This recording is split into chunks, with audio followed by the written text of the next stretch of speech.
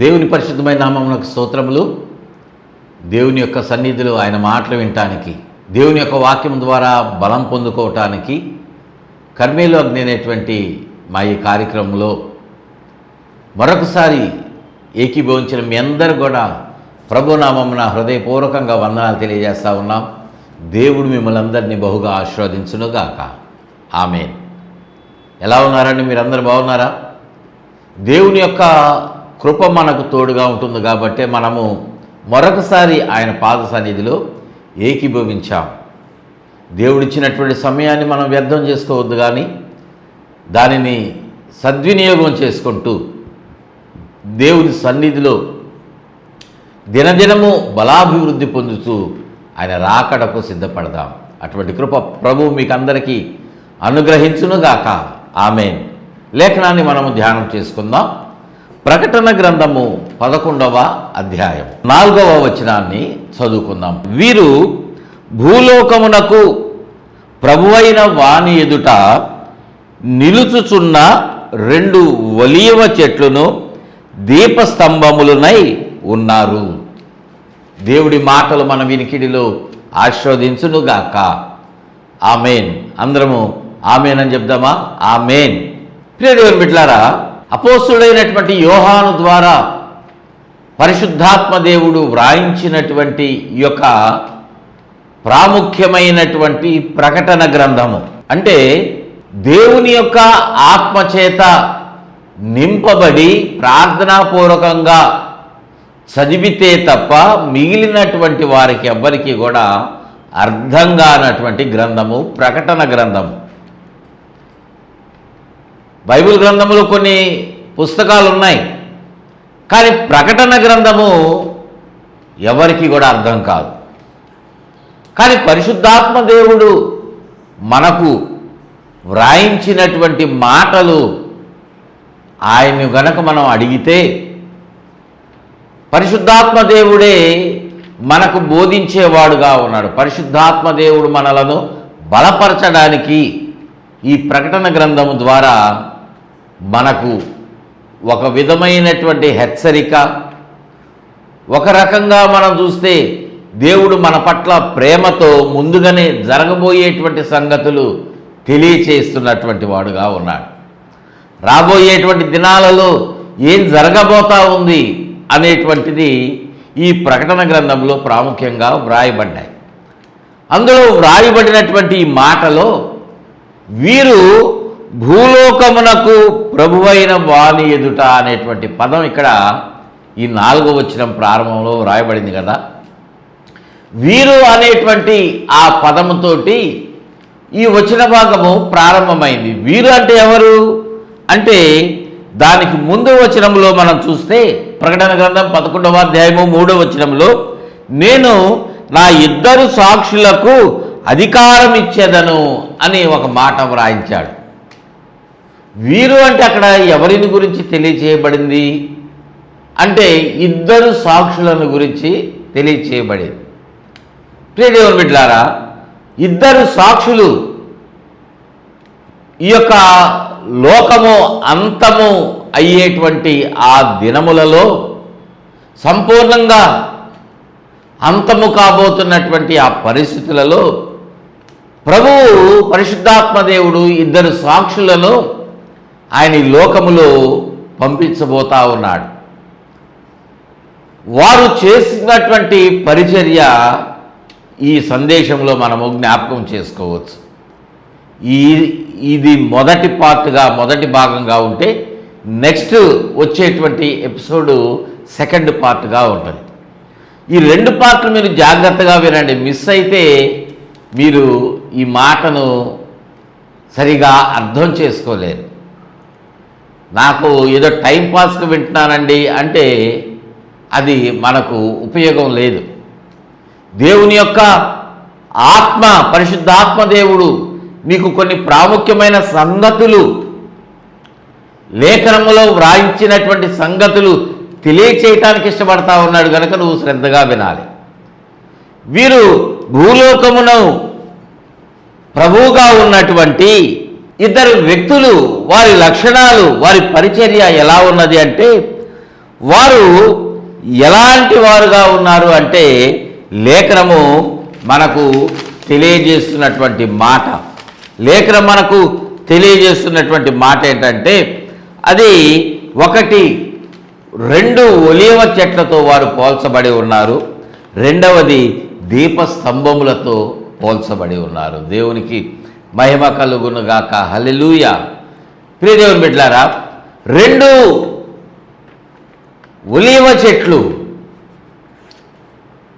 తర్వాత దీపస్తంభములు, వీరు 2 సాక్షులను తెలియజేస్తూ ఉన్నారు. ప్రియ దేవుని బిడ్డలారా, ఒలీవ చెట్లు అనేటువంటిది ప్రకటన గ్రంథంలో ఉపమాన భాషగా మనము గమనించవచ్చు. ఒలీవ చెట్టు అంటే మనం చూస్తూ ఉంటే మన కన్నుల ముందు అక్షరార్థంగా చూసేటువంటి ఒలీవ చెట్టు కాదు. మనం వేప చెట్టు అంటే మన కళ్ళ ముందు ఒక పెద్ద చెట్టు కనిపిస్తూ ఉంటుంది.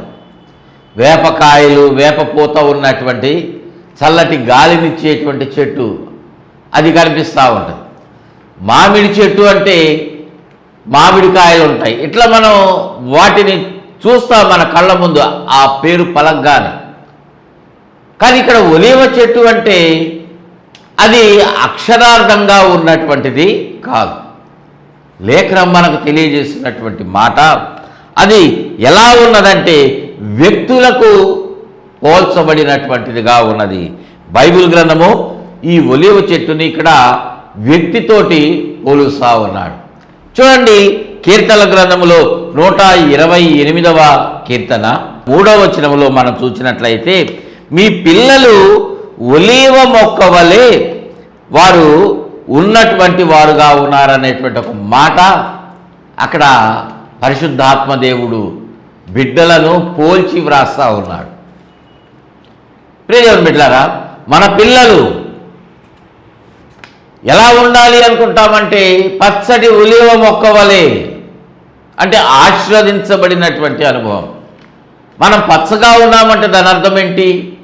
ఎండిపోతున్నామంటే మన జీవితాలు వాడిపోయాయి, శాపగ్రస్తంగా ఉన్నాయి, ఫలితము లేదు. ఎండిపోయినటువంటిది కొంతకాలానికి రాలిపోతుంది. ఆ చెట్టు చచ్చిపోయినటువంటి స్థితి ఎండిపోవటం అంటే కదా. అది ఎండిపోతుంటే మనం ఏం చేస్తామంటే కొన్ని జాగ్రత్తలు తీసుకొని దానికి నీరు పోసి ఎరువేసి పురుగు పడితే ఆ పురుగు మందు చల్లి మళ్ళీ అది బ్రతకటానికి మనం కష్టపడతా ఉంటాం. మన బిడ్డలు మాట వినకపోతే వారిని మందలించైనా ఒక దెబ్బ కొట్టైనా ఏదో ఒక రీతిగా బుజ్జగించో వారు మంచి జీవితము ఆశీర్వదించబడేటువంటి స్థితిలో ఉండాలని ప్రతి ఒక్క తల్లిదండ్రులు కూడా కోరుకుంటూ ఉంటారు కదా. వారికి ఏదో ఒక ముచ్చట చెప్తారు, నాన్న నీకు నేను బైక్ కొనిస్తాను రా, కారు కొనిస్తాను, బాగా చదువుకొని ఉద్యోగం చేసుకో, నిన్ను అమెరికా పంపిస్తా పీజీ చేయించడానికి, ఆస్ట్రేలియా పంపిస్తా. ప్రియదేవుని బిడ్డలారా, మనం మంచి మాటలు చెప్తాం కదా. మన దేవుడు కూడా మన జీవితాలు పచ్చగా ఉండాలి అనే కోరుకుంటా ఉన్నాడు. ఆశీర్వదించబడినటువంటి అనుభవంలో ఉండాలి మనం అందరం అని ఆయన ఆశపడతా ఉన్నాడు. అందుకే మన పిల్లలు ఎలా ఉండాలనుకుంటున్నాడంటే ఒలీవ మొక్క వలె వారు ఉండాలనేటువంటిది దేవుని యొక్క ఉద్దేశం. 2 ఒలీవ చెట్లతోటి 2 సాక్షులను ఇక్కడ ప్రకటన గ్రంథంలో పోల్చడం జరిగింది. రెండవదిగా ఎలా పోల్చుతా ఉన్నాడు పరిశుద్ధాత్మ దేవుడు అంటే దీపస్తంభముతో. ప్రియదేవుని బిడ్డలారా, ఈ ప్రకటన గ్రంథములో పరిశుద్ధాత్మ దేవుని యొక్క భాష ఉద్దేశము ఎలా ఉన్నదంటే ఈ యొక్క దీపస్తంభము అనేటువంటిది సంఘముతోటి పోల్చబడతా ఉన్నది. దీపస్తంభము అనేటువంటిది సంఘముతోటి పోల్చబడినటువంటిదిగా ఉన్నది. ఈ మాట మనము ప్రకటన గ్రంథము 1వ అధ్యాయము 20వ వచనాన్ని చదివితే అక్కడ వ్రాసినటువంటి ఆ వచనాన్ని బట్టి మనకిది అర్థమవుతుంది. చూడండి, ప్రకటన గ్రంథము 1వ అధ్యాయము 20వ వచనాన్ని చదువుతా ఉన్నాను. నీవు చూచిన 7 నక్షత్రములను గూర్చిన మర్మమును, ఆ 7 సువర్ణ దీప స్తంభముల సంగతియు వ్రాయుము. యోహానుతోటి మాట చెప్తా ఉన్నాడు ప్రభు పరిశుద్ధాత్మ దేవుడు. ఆ తర్వాత అంటున్నటువంటి మాట, ఆ 7 నక్షత్రములు 7 సంఘములకు దూతలుగాను, ఆ 7 దీపస్తంభములు 7 సంఘములు. దేవునికి స్తోత్రం చెల్లిద్దాం. హల్లెలూయా. ఆ 7 దీపస్తంభములు అనేటువంటివి ఎలాగ పోల్చబడినాయి అంటే 7 సంఘములతోటి పోల్చబడతావు. ప్రియ దేవుని బిడ్డలారా, దీపస్తంభము అంటే మనము చూచినప్పుడు ప్రత్యక్ష గుడారములో ఉన్నటువంటి దీపస్తంభము అది కాదు. సంఘము దీపస్తంభముతో పోల్చబడతావు. అంటే పరిశుద్ధాత్మ దేవుడు ఇలాగ పోల్చి చెప్తా ఉన్నాడు అంటే ఏదో ఒక ప్రాముఖ్యమైనటువంటి మాట, ఏదో ఒక ప్రాముఖ్యమైన ఉద్దేశము దేవుడు కలిగినటువంటి వాడుగా ఉన్నాడు. మనం కూడా మాట్లాడుతూ ఉంటాం, మా అబ్బాయి నిప్పండి, మా అమ్మాయి నిప్పు. అంటే నిప్పు అంటే ఏంటి? పట్టుకుంటే కాలుతుంది కదా నిప్పు. మా అబ్బాయిలో ఏ తప్పు లేదు, మా అమ్మాయిలో ఏ దోషము లేదు. వారు లోకమును స్నేహించట్లా, లోకాశలో వాళ్ళు బ్రతకలా, వారికి ఏ చెడు వ్యసనాలు లేవు. మల్లెపువ్వు లాంటి అంటారు వాళ్ళు, అంతటి స్వచ్ఛంగా ఉన్నారు కదా. రకరకాలుగా మన బిడ్డల్ని మనం పోలుస్తాం. మా అబ్బాయి బంగారం అండి, మా అమ్మాయి బంగారం. అంటే మనం ధరించుకునేటువంటి బంగారమా, వస్తువా? కాదు, అంత విలువైనటువంటిది, అంత విలువైనటువంటిది. ప్రియ దేవుని బిడ్డలారా, మనము లేఖనములో చూసినట్లయితే దేవుడు మనలను ఈ రీతిగా సంబోధిస్తున్నటువంటి వాడుగా ఉన్నాడు. యోహాను సువార్త 5వ అధ్యాయములో 35వ వచనం, మండుచును ప్రకాశించుచున్న దీపమై ఉండెను. బాప్తిస్మమిచ్చిన యోహానుని గురించినటువంటి మాట ఇక్కడ వ్రాయబడతావు. ఎలాంటి వాడుగా ఉన్నాడు యోహాను అంటే మండుచు ప్రకాశిస్తున్నటువంటి దీపముగా ఉన్నాడు. అంటే ఆ దీపము మండుతూ ఉంటే ఎంతటి వెలుగునిస్తుంది, ఎంతటి ప్రకాశవంతంగా ఉంటుంది, ఎంత మంది ఆ వెలుగులో నడవడానికి అవకాశం ఉంటుంది. ఆ దీపము యొక్క కాంతిలో ఎన్ని జీవితాలు ఆశీర్వాదకరంగా ఉంటాయి. ఎన్నో మాటలు దాని గురించి మనం ఆలోచన చేయవచ్చు. ప్రియ దేవుని బిడ్డలారా, ఇటువంటి రీతిగా దేవుడు తన వాక్యములో అంతర్భాగంగా ఉన్నటువంటి తన ఆలోచనను మనతో తెలియజేస్తూ ఉన్నాడు. అట్లనే ఈ ప్రకటన గ్రంథంలో ఈ యొక్క దీపస్తంభము అంటే అది సంఘముతోటి పోల్చబడతా ఉంది. ఒలీవ చెట్లేమో వ్యక్తులతోటి పోల్చబడింది. రెండవదిగా ఉన్నటువంటి ఆ దీపస్తంభము అది సంఘముతోటి పోల్చబడింది. సంఘం అంటే ఎవరున్నారు? సంఘం అంటే ఏంటి అంటే మనం చూస్తే రకరకాల సంఘాల పేర్లు, బోర్డులు మనం చూస్తూ ఉంటాం. మనం వెళతా ఉంటే ఎన్నో రకముల మందిరాలు, చర్చెస్, బోర్డ్స్ మనం చూస్తాం. కొన్ని ప్రాంతాల్లో, కొన్ని ఊర్లలో మనం చూస్తే ఒక వీధిలో నడుచుకుంటూ ఉంటే కొన్ని మంచి బిల్డింగ్తో ఉన్న పెద్ద చర్చెస్ ఉంటాయి, కొన్ని ఏసీలతో ఉన్నటువంటి చర్చెస్ ఉంటాయి, కొన్ని రేకుల మందిరాలు ఉంటాయి, కొన్ని చిన్న సంఘాలు ఊరిపాకలో ఉన్నటువంటివి ఉంటాయి. ఇవన్నీ కూడా ప్రభు యొక్క సన్నిధికి నశించిపోతున్నటువంటి ఆత్మలను ఈ సంఘముల ద్వారా దేవుని దగ్గరకు వారిని నడిపిస్తూ ఉన్నాయి. సంఘం అంటే వచ్చినటువంటి వారందరూ సంఘము కాదు. ఎవరైతే దేవుని యొక్క వాక్యము విని, ఎవరైతే దేవుని యొక్క మాటను అంగీకరించి ఆ మాట వారి హృదయములలో గుచ్చబడినప్పుడు, ఆ మాటకు లోబడి మారు మనసు పొంది పశ్చాత్తాపడి పాపములను ఒప్పుకొని విడిచిపెట్టి దేవుని సన్నిధిలో అంగీకరించి వాటిని విడిచిపెట్టి లేఖన ప్రకారముగా వారందరూ కూడా బాప్తిజం ఎవరైతే పొందుతారో, ఎవరైతే ప్రభు యొక్క శరీర రక్తములో పాలు పంపులు క్రమంగా పొందుతూ ఉంటారో, ఎవరైతే అపోస్తుల పరిచర్యలో పాల్గొంటారో, దేవుని యొక్క బోధలో వారు నిలిచినటువంటి వారుగా ఉంటారో, ఎడతెగక ప్రభు యొక్క శరీర రక్తములో పాలు పంపులు పొందుతూ ఉంటారో, ప్రార్థనలో నిలకడగా ఉంటారో, వారు మాత్రమే దేవుని యొక్క సంఘం. ఈ సందర్భంలో ఒక ప్రశ్న అడుగుతా ఉన్నా, మీరు సంఘములో చేర్చబడినటువంటి వారుగా ఉన్నారా? మీరు వెళుతున్నటువంటి సంఘములో, ఆ చర్చిలో మీరు సభ్యులుగా ఉండటం కాదు, మీ యొక్క కానుకలు దశభాగాల అర్పణలు చెల్లించడం కాదు, జీవ గ్రంథములో మీ పేరు వ్రాయబడి ఉందా? ఆ సంఘము ఇస్తున్నటువంటి బాప్తిస్మ కార్యక్రమాల్లో మీరు కూడా ఉన్నారా? ఆలోచన చేయండి. మీరు లేకపోతే ఇక్కడ తెలియచేయబడినటువంటి ఆ రీతిగా ఆ సంఘమునకు మీరు పాత్రులుగా లేరనేటువంటిది మీరు ఆలోచన చేయాలి. ప్రియదేవుని బిడ్డలారా, ఇక్కడ సంఘము అంటే అది ఎలా ఉన్నదంటే, ప్రకటన గ్రంథంలో దీపస్తంభము అంటే అది సంఘము. ఆ దీపస్తంభంలో ఏముంటాయి అంటే ప్రదీపములుంటాయి, దీపములుంటాయి. దీపములతో కూడుకున్నటువంటిదే దీపస్తంభం. ప్రియదేవుని బిడ్డలారా, ఈ ప్రదీపములు అంటే మధ్యలో ఒక దీపం ఉంటుంది, ఇటు మూడు ఇటు మూడు, ఎడం ప్రక్కన మూడు కుడి ప్రక్కన మూడు, మొత్తము 6 దీపములు, మధ్యలో ఉన్నటువంటి దాంతో 7 దీపములు. ఇది దీపస్తంభం యొక్క రూపము. మనము ఈ యొక్క ప్రత్యక్ష గుడారాన్ని గురించి మీరు చదువుతున్నప్పుడు, ధ్యానం చేసుకుంటున్నప్పుడు దాంట్లో మీకు తెలియజేయబడతా ఉంది. అటువంటిది ఈ యొక్క దీపస్తంభము.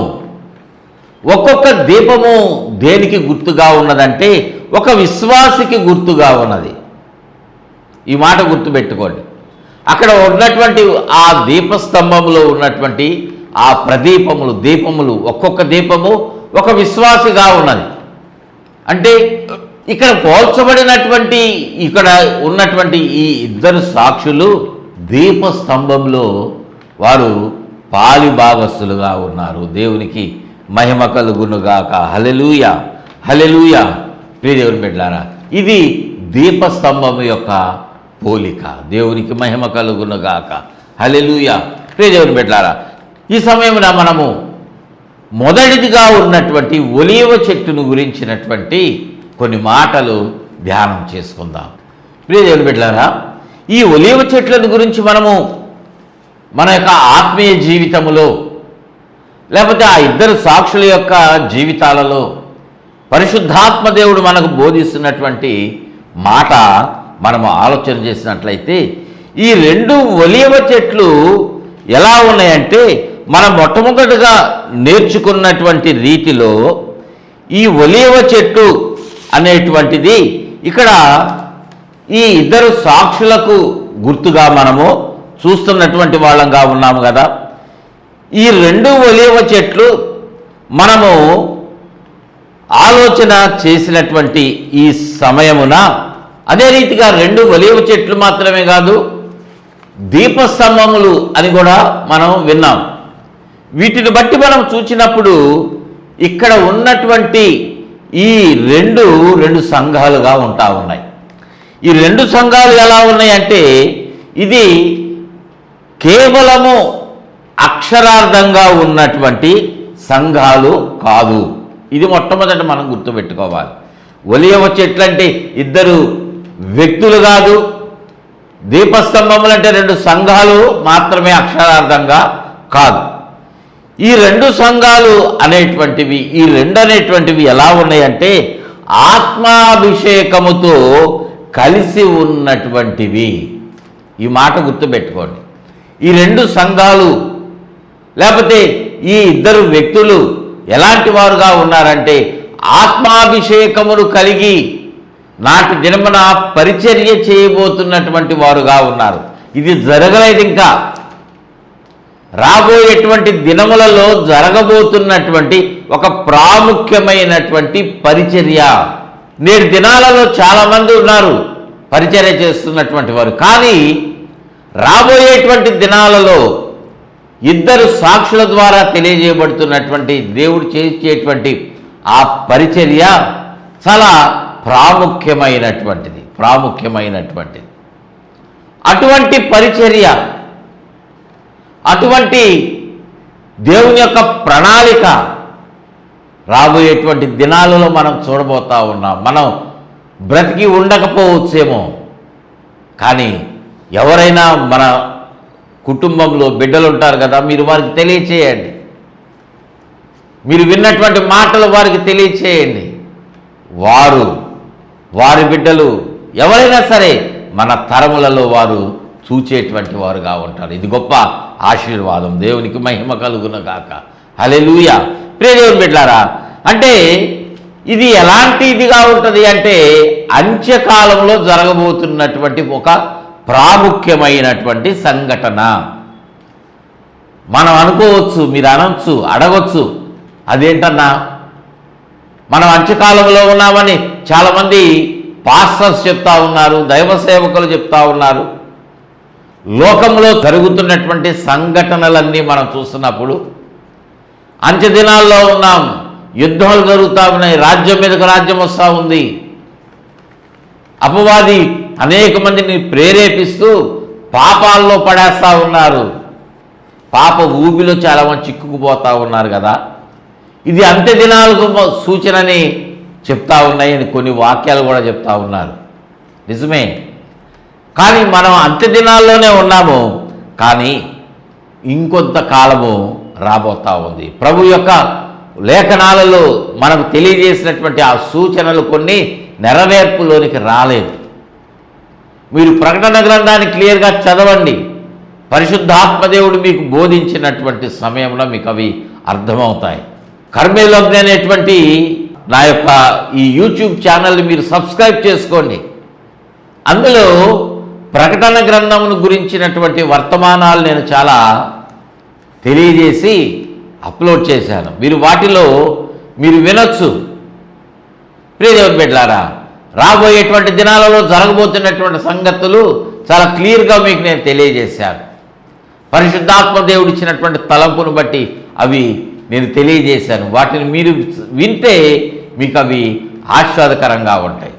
అటువంటి రీతిగా ఈ యొక్క అంత్య దినములలో, అంత్యకాలములో ఆ ఇద్దరు వ్యక్తులు ఎలా ఉంటారంటే ప్రత్యేకమైనటువంటి ప్రవక్తలుగా వారు ఉండేటువంటి వారుగా ఉంటారు. దేవునికి స్తోత్రం చెల్లిద్దాం. హల్లెలూయా. నేటి దినాల్లో చాలామంది ప్రవక్తలు ఉన్నారు. వారి పేరు ముందు ప్రవక్త అని పెట్టుకుంటా ఉన్నారు. మంచిదే, దేవుని యొక్క ఆత్మచేత నింపబడి ప్రవచనాలు తెలియజేస్తున్నటువంటి వాళ్ళు ప్రవక్తే. కానీ అంత్యదినములలో జరగబోతున్నటువంటి ఆ సంఘటనలను, సందర్భాలను ఈ ఇద్దరు వ్యక్తులు తెలియజేసినటువంటి రీతిగా ఎవరు కూడా తెలియచేయలేరు. దేవునికి మహిమ కలుగునుగాక. హల్లెలూయా. అటువంటి పరిచర్య వారి ద్వారా జరగబోతా ఉంది. ఎక్కడ జరగబోతా ఉంది? ఇశ్రాయేలు దేశంలో, యెరూషలేం పట్టణంలో ఈ ఇద్దరు సాక్షుల యొక్క పరిచర్య అనేటువంటిది జరగబోతా ఉంది. ఈ ఇద్దరు సాక్షుల ద్వారా, ఇద్దరు వ్యక్తుల ద్వారా అమోఘమైనటువంటి పరిచర్య, అపోస్తలులు ఎవరు చేయనటువంటి పరిచర్య, మిషనరీస్ జరిగించినటువంటి పరిచర్య, నేటి దినాలలో అనేక మంది మండుచున్నటువంటి సేవకులు చేయలేనటువంటి పరిచర్య నాటి దినమున యెరూషలేములో వారు చేయబోతా ఉన్నారు. దేవునికి స్తోత్రం చెల్లిద్దాం. హల్లెలూయా. మరి ఇశ్రాయేల్ దేశంలో ఆ పరిచర్య జరిగితే భారతదేశంలో ఉన్నటువంటి నాకు ఉపయోగం ఏంటండి? ప్రాముఖ్యంగా తెలుగు రాష్ట్రాల్లో ఉన్నాం, మేము తెలుగు ప్రాంతాల్లో ఉన్నాము, ఒక చిన్న పట్టణంలో ఉన్నాము, ఒక నగరంలో ఉన్నాము, ఒక చిన్న గ్రామంలో ఉన్నాము, కుగ్రామంలో ఉన్నాం, ఎక్కడో ఒక మారుమూల ప్రాంతంలో ఉన్నాం. మరి మాకెలా తెలుస్తుంది? మాకెట్లాగా ఇది ప్రయోజనకరంగా ఉండబోతా ఉంది? దేవుడు కార్యాన్ని జరిగించాడంటే అది ఆశీర్వాదంగా చేస్తాడు కదా. ప్రతి ఒక్కరికి అది దీవెనకరంగా ఉంటుంది కదా, మరి మాకెలా అని కొంతమంది ప్రశ్నతో నిండిపోయినటువంటి వారుగా ఉన్నారు ఈ మాటలు విన్నప్పుడు. ప్రియ దేవుని బిడ్డలారా, నాటి దినమున ఇద్దరు సాక్షుల యొక్క ఆ పరిచర్య అది అనేక మంది జీవితాలలో ప్రభావితం చూపించబోతా ఉంది. ఆ ఇద్దరు సాక్షుల యొక్క పరిచర్య ద్వారా అది భూలోకమంతా కూడా ఎవరైతే దేవుని యొక్క వాక్యాన్ని వింటున్నారో వారిని గురించినటువంటి ఆ పరిచర్య ఎక్కడైతే యూట్యూబ్లో మనం వింటున్నామో, టీవీ ఛానల్స్లో మనం వింటున్నామో, సంఘాలలో మనం వింటున్నామో, మనం విన్నటువంటి వాటిని మనము ఎట్లాగా తెలియజేస్తూ ఉన్నామో, ఇవన్నీ కూడా నాటి దినాన జరగబోతున్నటువంటి ఆ సంగతులు, ఆ సంఘటనలన్నీ కూడా ప్రపంచవ్యాప్తంగా ఇవి అందరూ తెలుసుకుంటారు. దేవునికి స్తోత్రం చెల్లిద్దాం. హల్లెలూయా, హల్లెలూయా. అందరూ తద్వారా ఆశీర్వదించబడతారు. ప్రపంచమంతటా ఆ యెరూషలేము పట్టణములో ఇద్దరు సాక్షుల యొక్క పరిచర్య ప్రభావము లోకమంతటా నిలిచి ఉండబోతా ఉంది. ప్రియ దేవుని బిడ్డలారా, దాని ప్రభావము ఎలా ఉంటుందో తెలుసా? ప్రతి విశ్వాసిలో 2 కోణాలు కనిపించబోతా ఉన్నాయి. జాగ్రత్తగా వినండి ఈ మాట. 2 కోణాలు, ఆత్మాభిషేకముతో కూడినటువంటి వర్తమానములు ప్రతి విశ్వాసి జీవితంలో అది ప్రభావితం చూపించబోతా ఉంది. ఎలా అంటే, మొదటిది మోషే జీవితంలో ఉన్నటువంటి అభిషేకము, రెండవది ఏలియా జీవితంలో ఉన్న అభిషేకం. ఈ 2 అభిషేకములు ప్రతి విశ్వాసిలో ఉన్నప్పుడు వారు మండించబడతారు. దేవునికి మహిమ కలుగునుగాక. హల్లెలూయా, హల్లెలూయా. ప్రతి విశ్వాసి జీవితము మోషే ఏలియాల వలె, ప్రతి ఒక్కరి పరిచర్య మోషే పరిచర్య ఏలియా పరిచర్యలాగా ఉండేటువంటి దినాలు రాబోతా ఉన్నాయి. దేవునికి మహిమ కలుగునుగాక. హల్లెలూయా, హల్లెలూయా. ప్రార్థన చేసుకుందామండి. ప్రేమ కలిగిన తండ్రి, మీకు వందనాలు నాయన. మాతో మీరు మాట్లాడిన ప్రతి మాట నాయన మా జీవితాలను కట్టేటువంటిదిగా ఉంటా ఉన్నది. మీ మాట ద్వారా మేము క్షేమస్థితిలోనికి వెళ్ళేటువంటి వాళ్ళంగా ఉన్నాం. మీ మాట మేము విన్నప్పుడు ప్రభువా, మేము కేవలము ఆ సమయంలోనే మీ మాటకు లోబడక నిత్యము మీరు మాట్లాడిన మాటలు మా హృదయంలో ఉంచుకొని వాటి ప్రకారంగా మేము బండ మీద, క్రీస్తు మీద మా జీవితాలు కట్టుకొని మీ మాట ప్రకారంగా నిలిచి మీ వైపే అడుగులు వేసే ఆ జీవితాలు మాకు దయచేయండి అయ్యా. ఎవరైతే రక్షణ పొందుకోలేదో వారికి రక్షణను దయచేయండి నాయన. ఎవరైతే ప్రార్థనలో బలహీనంగా ఉన్నారో ప్రతి బలహీనతను కొట్టివేసి బలపరచండి నాయన. ఆయన ప్రతి ఒక్కరి జీవితాలు మీకే సమర్పించుకుంటూ ఎవరి మీద యెజబెలు కార్యాలు జరగకుండా మీ ఆత్మతో నింపి మీ ప్రభావంను వారి జీవితాలు అనుగ్రహించి ఆశీర్వదించమని ఆయన ప్రతి ఒక్కరిని కూడా మీకే సమర్పించుకుంటూ ఆయన చంటి బిడ్డల మొదలుకొని వృద్ధాప్యంలో ఉన్నటువంటి వారందరినీ దీవించి ఆశీర్వదించండి. నూతన శక్తితో బలంతో నింపమని యేసయ్య శ్రేష్టమైన నామమున అడిగి వేడుకుంటున్నాము తండ్రి. ఆమేన్, ఆమేన్, ఆమేన్. తండ్రి, కుమార, పరిశుద్ధాత్మ త్రేక దేవుని దీవెన కాపుదల భద్రత తోడుగా ఉండి నడిపించి బలపరిచి వర్ధిల్ల చేయును గాక. ఆమేన్, ఆమేన్, ఆమేన్. God bless you all.